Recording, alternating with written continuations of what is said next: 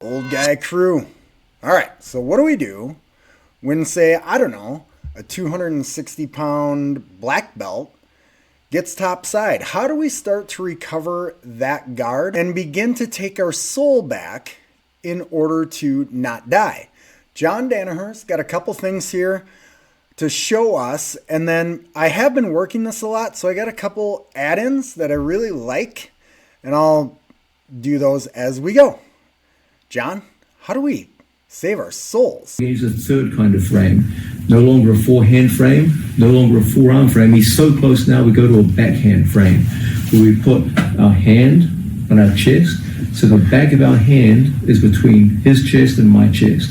I put my hand like so on my head to protect my head from being controlled. So now it's on two knees, and he throws my legs to the side, he comes all the way in. I just put my hands in this position. So now we've been out of...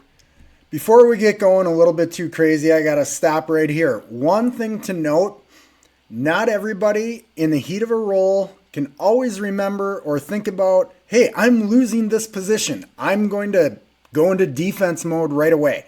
Meaning you can get caught with that left arm, not in that backhand frame position. John is assuming that you're going to play some defense, which... we can. But in all reality, if you get that frame out there, you have to think about swimming it back inside, whether you enter in through like what I call the front pocket of your pants. You can start swimming in through there. Or if you have to kind of come up, think doing a karate chop, but swimming it back in using a wax on, wax off method maybe, if you have to enter in through the top. Maybe a small bridge or two. The other thing to note, the frame he's using with his right arm, not only does that block a crossface, but let's say you get crossfaced, you were too late. Think about running your fingers through your hair. Even though John doesn't have any, he would still do it. Palm to your forehead. That's where you're trying to get to. So you might have to finger walk up your own face sometimes. Once you start to get that palm to your forehead, you can tuck your chin, sheds the crossface. It goes to control my head and shoulders. I have the inside position, so we never get the crossface in place.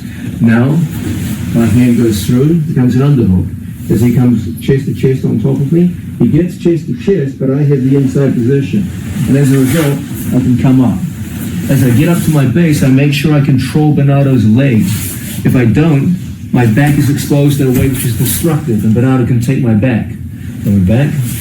So it's important we go in and we control our training partner's leg. Now, from here, there's many ways for us to go into counter offense, but an easy way for things to work is for me to slide knee to knee, slip over my training partner's leg, and once again, we're back in guard. So it's a thing of beauty, and the reason why I like this a lot is because you can pull him or your training partner or whatever right into your half guard. He's got another angle that I'll show, but here I got a cheat that I do. I'm going to show you here. From here, you're going to see John hip out and then switch his feet and build back up into that single leg. One thing that I've been playing around with is just pulling right into half guard from here, not even building up to a single leg. For me, it's been more efficient. So I'll point it out exactly where.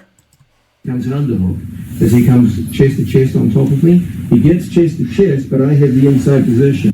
Soon as he hips out there, if, like for me, I'm pretty flexible with bringing my knees in. I have noticed with other guys that I'm helping with in this particular position, just hipping out a little bit more, you don't need to build height, meaning you can put your knee up against his knee and pull him right into half guard from there. So you can get from this position knee to knee to this position. See how he sits right to his knee?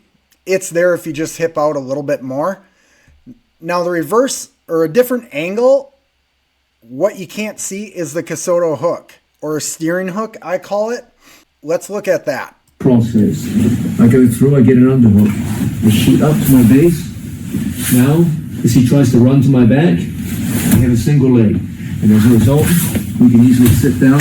right there, that is your Casoto hook, or I call it a steering hook. It helps drag his leg into the half guard. And then once you have it, you can actually make your guy turn into a bladed stance, really off balance, and sweep if you wanted. Put this guy back in some form of guard and reestablish 4 points of connection. There you have it. It can be a struggle, I won't lie to you, depending on the size of your training partner.